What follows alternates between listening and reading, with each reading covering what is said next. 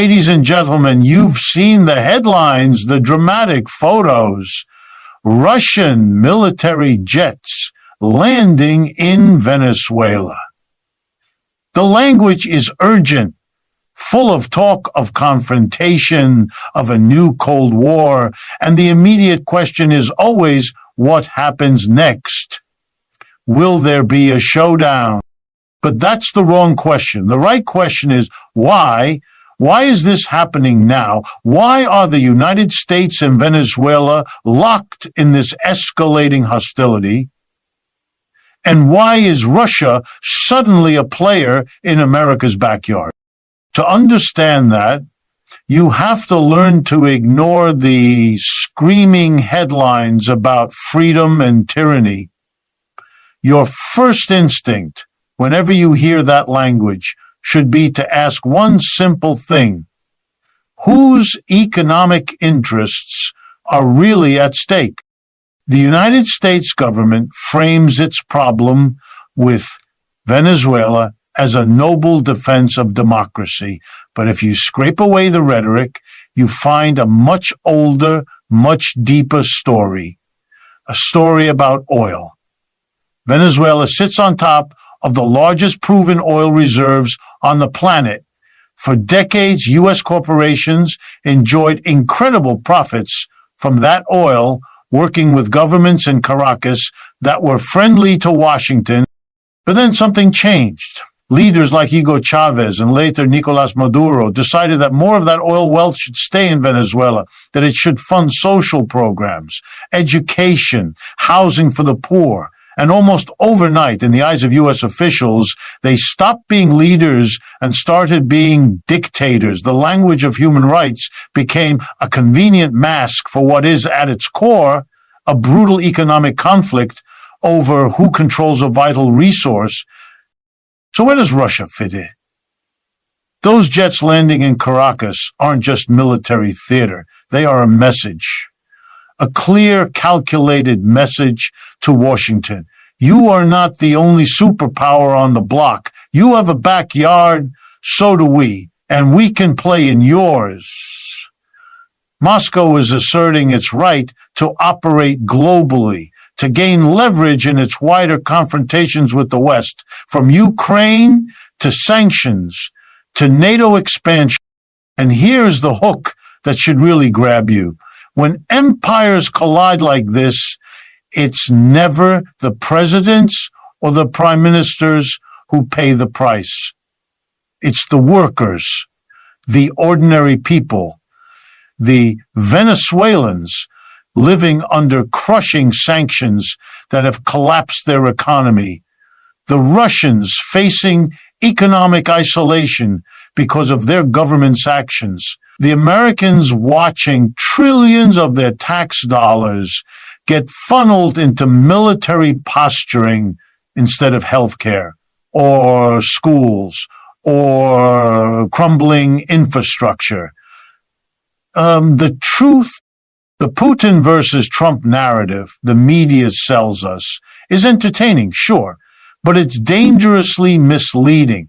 It reduces a complex web of class struggles and geopolitical rivalry to a simple personality contest. The truth is, these confrontations are rooted in the fundamental contradictions of global capitalism, the endless, relentless competition for markets, for resources, for dominance. That is the engine that drives nations into conflict again and again. So, let's be clear.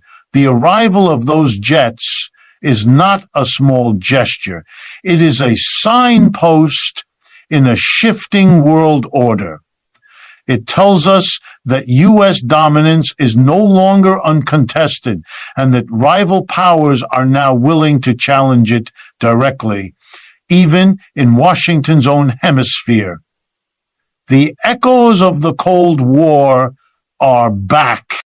And when we strip away all the diplomatic speeches, all the careful words about freedom and democracy, what's left at the core of the Venezuela tension is economics, specifically oil, control over who drills it, who sells it, and who profits from it.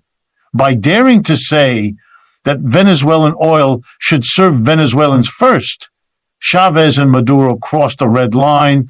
The campaign of sanctions and isolation that followed wasn't born from abstract values.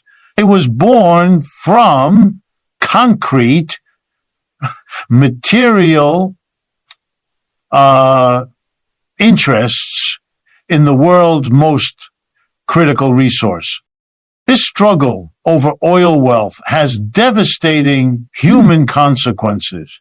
In Venezuela, sanctions don't just pressure the government, they punish the population.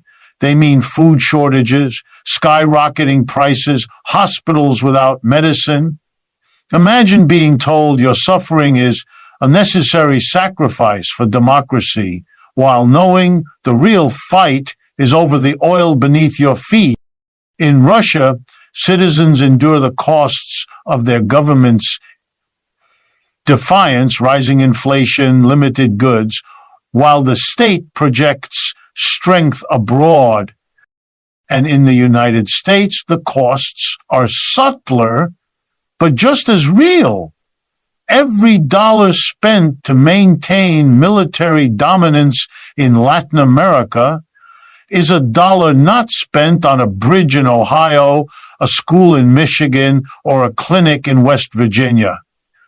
The empire feeds on the resources of its own people.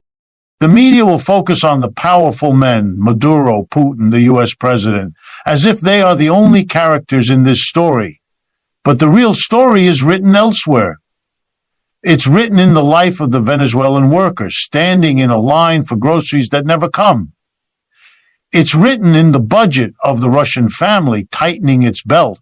It's written in the frustration of the American citizen who can't understand why their country can afford endless wars but can't fix its own problems. This is the hidden cost of great power politics, the steady erosion of dignity and security for ordinary people everywhere. So let's be absolutely clear. The tensions between the U.S. and Venezuela, sharpened now by Russia, are not about democracy versus dictatorship. They are about power. They are about profits. They are about control. And until we recognize that, we will remain trapped in a cycle where working people bear the burden of conflicts they did not choose. If we want peace, if we want stability, the solution will not come from more military posturing or foreign intervention. It will come only when ordinary people in Venezuela, in Russia, in the United States, and everywhere demand an economic system that prioritizes human need over corporate profit and geopolitical gain. So, where does this go from here? The jets have landed. The message has been sent. This is no longer a hypothetical. We are now in the next chapter, and it is a dangerous one. The immediate response from Washington has been predictable. Condemnation, warnings of serious consequences. The language is deliberately vague, which in itself is a threat. We are now in the realm of escalation and counter-escalation, a cycle where one side's show of strength demands a response from the other, each move raising the stakes for everyone. The most likely next step is not a direct military clash, not yet. It's an economic one. The United States will tighten the financial noose. We can expect so-called secondary sanctions, which are designed to punish any country, any company, any bank that dares to do business with Venezuela. This isn't just about isolating the Maduro government anymore. It's about imposing total economic strangulation. Stated goal is to force capitulation. The real world effect will be to deepen the humanitarian crisis for the Venezuelan people. And Russia? Moscow will not back down. This is a calculated risk they were prepared to take. Their counter-move will be to double down. We can expect more humanitarian shipments, more military advisors, and potentially more sophisticated weapon systems arriving under the guise of technical support. They will work to help Venezuela circumvent the sanctions, creating alternative financial channels, trading oil for Russian goods and services. They are digging in.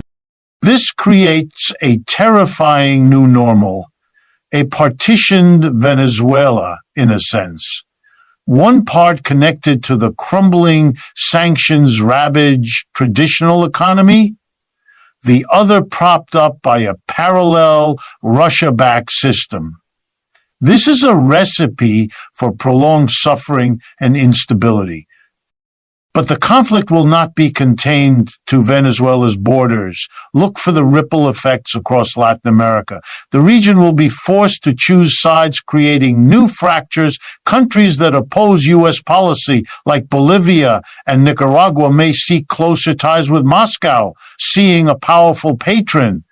Others, like Colombia and Brazil, will feel pressure to align more closely with Washington, potentially turning their countries into forward bases for U.S. influence. Latin America, once hoped to be a zone of peace, is being remilitarized and dragged back into a sphere of influence struggle.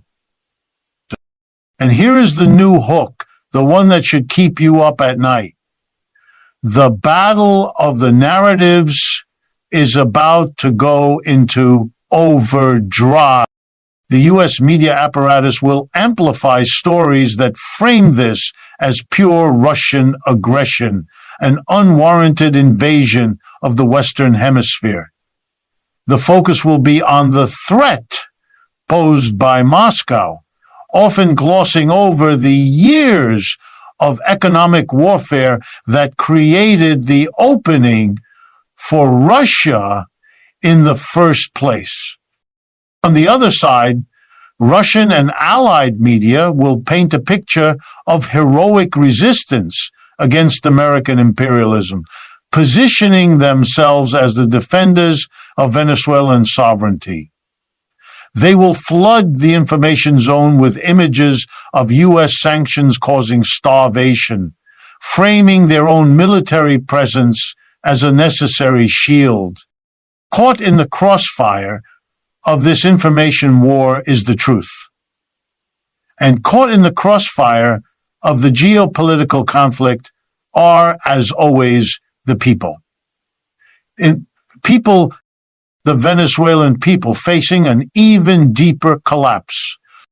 The Cuban people who depend on Venezuelan oil now facing greater scarcity. The Colombian people, who may see their border become a flashpoint. The Russian people, who will bear the burden of their government's expensive overseas gambit. The American people, who will see their security state expand, their taxes diverted, and their country pushed closer to another endless, draining conflict. This is no longer just about oil. It is now about a fundamental breakdown of the international order.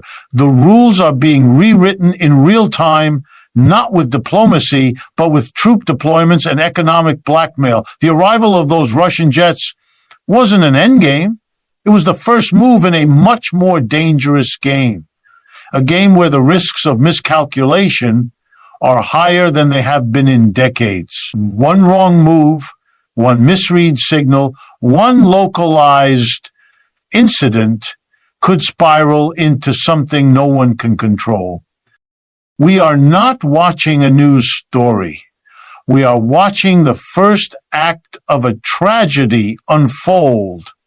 And unless the script is changed, the final act will be written in the suffering of millions. That is the undeniable lesson of this moment. Thank you.